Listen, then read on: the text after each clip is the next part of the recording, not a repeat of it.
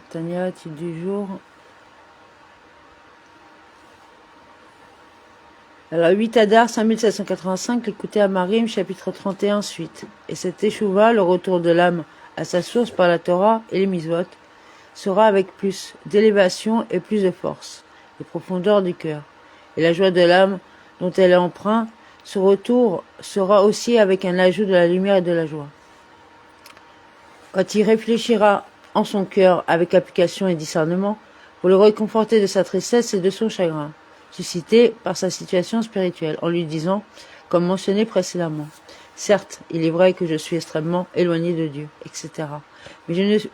Mais je ne me suis pas fait moi-même. » Cette situation d'exil que l'âme divine connaît à l'intérieur du corps et de l'âme animale n'est pas mon fait, c'est Dieu qui m'a créé ainsi. Et pourquoi Dieu a-t-il agi de la sorte, faisant descendre l'âme divine, une partie de sa lumière qui emplit et entoure tous les mondes et devant qui tout est considéré comme néant, et la revêtant d'une peau de serpent le corps et d'une goutte putride. C'est uniquement que cette descente a pour but une élévation subséquente, à savoir l'élévation vers Dieu de la totalité de l'âme vitale animale issue de la Kippa de Ga et de tous ses vêtements, que sont ces niveaux de pensée, parole et action, en les habillant dans l'action, la parole et la pensée qui relèvent de la Torah. Par l'accomplissement des misbot, qui relèvent de la dimension d'action, l'expression de la Torah, la parole et la pensée, l'âme animale et ses vêtements trouvent l'élévation.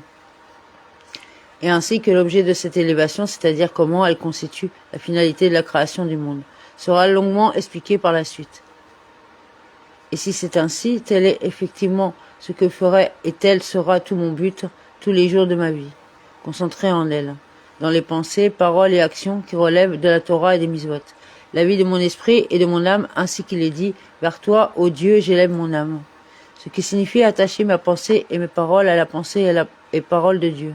Ce que sont les lois dressées devant nous. Les lois de la Torah sont la pensée et parole divine. Parler de ces lois et pensées permettent de les penser et paroles à leur équivalent divin. Et de même concernant l'action, attacher la dimension d'action au niveau divin correspondant par l'action des misvot. C'est pour cela que la Torah est appelée celle qui ramène l'âme, ce qui signifie qu'elle ramène l'âme à sa source et sa racine. Et à ce propos, concernant la joie apportée par l'étude de la Torah et l'observance des misvot qui permettent à l'âme de regagner sa source divine. Il est dit, les préceptes de Dieu sont droits, ils réjouissent le cœur. L'élévation que la Torah et le misvot apportent également à l'âme animale sera source d'intensité et de profondeur. La Teshuvah sera elle aussi plus intense et joie de l'âme plus lumineuse. En effet, l'explication donnée dans un premier temps concernant la joie de l'âme divine qui émerge de l'exil et retourne à la maison de son Père, mettait entre parenthèses l'état spirituel du corps et de l'âme animale.